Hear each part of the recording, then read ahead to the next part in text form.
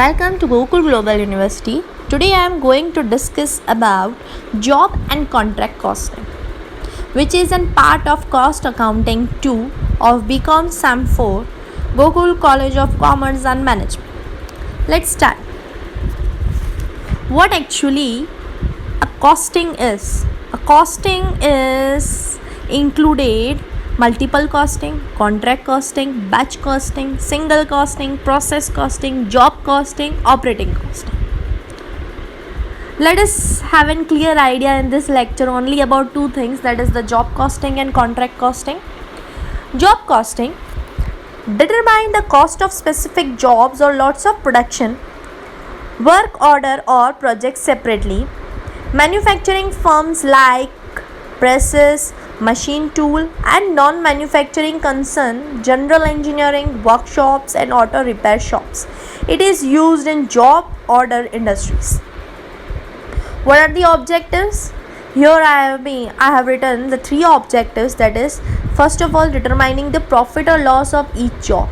The actual costs are compared with the estimated cost, so to ascertain a correct estimation and separate the profitable jobs from the unprofitable ones. It helps in minimizing the losses and maximizing the profit. Cost per unit be ascertained, which can be known, which can be ascertained, can be determined. Some of the characteristics of job costings are: jobs are ascertained or known against the order of the customer. Production is not meant for the stock or future sale. It is not a continuous process. It is different degree of attention and skills are required for different jobs. Every job has its particular skill, its particular attention, its particular hard work. Nature of the job decides the process of each job, so no uniformity in the flow of production. Separate cost sheet for each job. Each and every job needs a separate calculation. Some of the advantages: it distinguishes the profitable from the unprofitable jobs, as we have seen further. It assists in preparing the estimation to know assumption. Detailed analysis of cost elements and functions. It helps in future production planning. We can plan as we can estimate, so we can plan also. Cost data helps in preparing the budget. Budget is also one type of estimation, one type of assumption. Spoilage and defective work can be discovered. Here, the defective and spoilage work which can be discovered can be renewed. Facilitates in cost plus contracts. Help management in fixing SP of special orders. It also has some disadvantages, that it is very expensive as it involves more clerical work. We need large number of experts. Historical costing in nature, so it does not give the prompt remedial measures. Non-comparable. It is non-comparable. It also have chances of mistake, and mistake also at a larger rate. It is not much used for control purpose. Now let us see what contract costing is. Variant of job costing applies to construction work, individual cost unit, that is individual jobs and cost centers, department or process. What actually a contract costing is, as defined by ICMA terminology, that form of costing which applies where work is undertaken to customer's special requirement and each order is of long duration. The work is usually of constructional nature. As we can see, the builders, they are working on this concept only. Some of the features of contract accounting are: each contract is treated as a cost unit. Each and every contract is termed as a cost unit. A separate account for each contract is being prepared. Work is done at site, away from contractor's own premises. The contract has a long duration, usually extending more than one accounting year. So a contract may be of 3 years, 4 years, that is, it may be of 6 months also, it can be more than that also. All items of cost which are directly related to the contract are chargeable to respective contract account. Payment is made by the contractee on the basis of the work certified by the surveyor or architect. Penalty or extra money may be imposed. Any penalty can be charged, any extra money can be imposed. Though contract costing is a part of cost accounting, but it is purely based on the principle of financial accounting. Though it isn't part of cost accounting, but it is depended or based on the rules and regulations of the financial accounting. Some of the advantages: it work can be completed without any delay. There cannot be any delay as the contract has been taken for a particular fixed time period. A contractor can find the total cost of contract, cost per each element, and the amount of profit available from each contract. There is no possibility of incurring loss since all the costs incurred are recovered from the contractee. If the value of the contract is heavy, the cost plus contract method is usually adopted. So, last one is the contractee can exercise effective control on the performance of contract by having retention money. As job costing also has some advantages and disadvantages, so contract account also has some disadvantages. Let us see what are the disadvantages. The contract account is not reflecting the efficiency of contractor. Here, it is not reflecting the efficiency, how efficient the contractor is. That maybe he can complete that work in that specified time, or maybe he cannot, because we cannot know his efficiency before giving or before having experience of an contract. So at first we cannot know his efficiency. The contractor is affected under the cost plus contract. The contractor does not care about the amount of expenses if he assumes the work under cost plus contract. Disputes and differences often arises between the contractors and the contractees in many matters.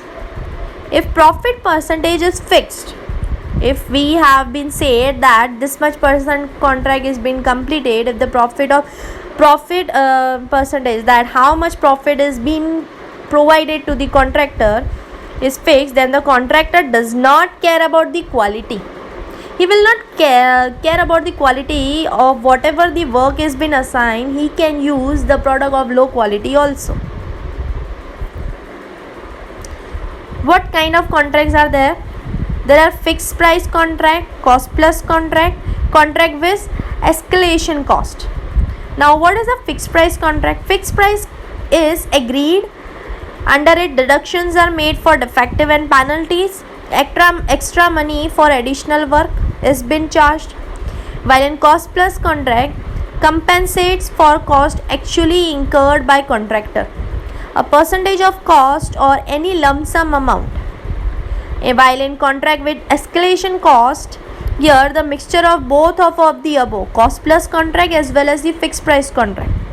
A fixed price will increase with the increase in the cost of material or labor. If the labor increases, then the price will increase. If the material increases, then the fixed price will increase.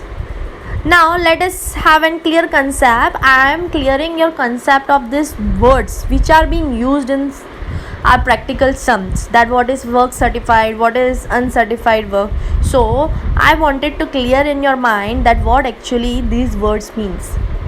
What is work certified? It is that proportion of work which is completed or which has been certified or and valued by an architect or the surveyor. Here the payment is made on the basis of work certified, while the uncertified work is that part of the work completed which has not been certified or approved by the contractor. There is no role of work uncertified in the payment.